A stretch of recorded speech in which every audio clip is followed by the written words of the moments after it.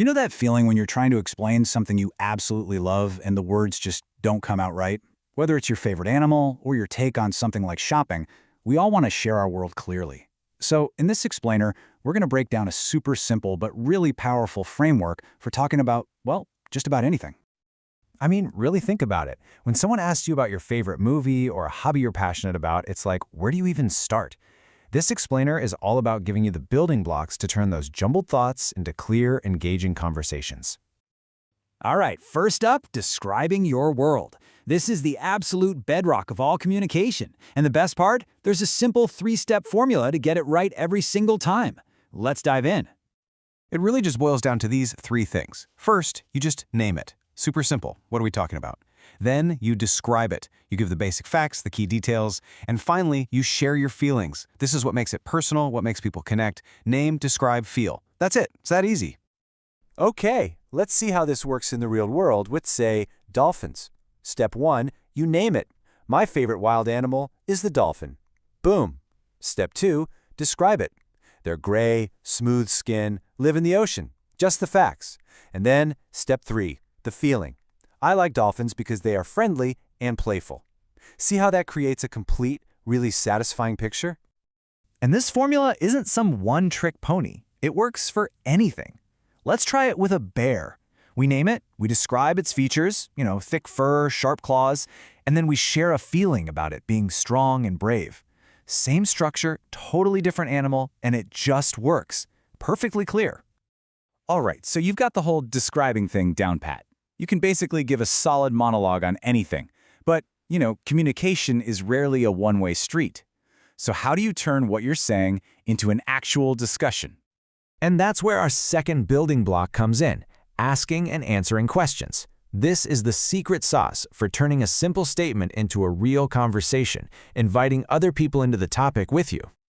It all kicks off with a simple question, right? Something like, where do you usually go shopping? It's not a test, it's just an invitation to share. And the answer can be just as straightforward. I usually go shopping at the supermarket. Okay, great, we have a starting point. But you don't stop there, right? You can build on that. You ask for a little more detail. Who do you go shopping with? And with an answer like, I often go shopping with my mother, suddenly the picture gets a lot more personal. Every single question and answer adds another layer to the story you're building together. And that right there is the big takeaway. These simple back and forths transform your description into a shared experience. You're no longer just talking at someone, you're talking with them. Okay, so we know how to describe things, and we know how to discuss them with questions. Now for the final piece of the puzzle, forming an opinion. This is where you take all that information and figure out what you actually think. Before you can have a really strong opinion, it helps to just lay out the options. Take shopping, online versus in a store. On one side, online is convenient, it saves time, maybe it's cheaper. But on the other side, with traditional shopping, you can touch things, try them on, and it's a fun experience. Laying out the pros and cons like this is the essential first step to making a real choice. And here it is, the payoff. After looking at all the facts, you can finally make your call. That little phrase, in my opinion, is so important. It signals you've moved from the objective facts to your personal preference. And you even have a reason for it, because I can see things directly.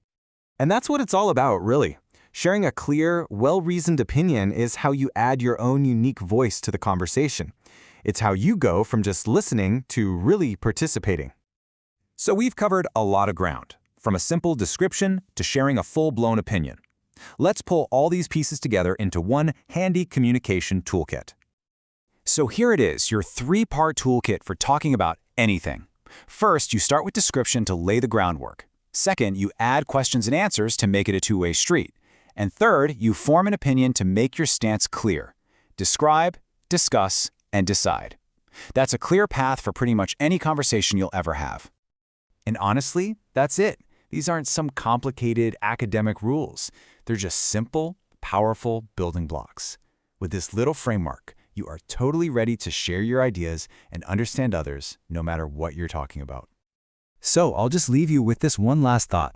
You've got the tools now. The only question left is, what passion, what idea, what favorite thing in your world are you going to explain next?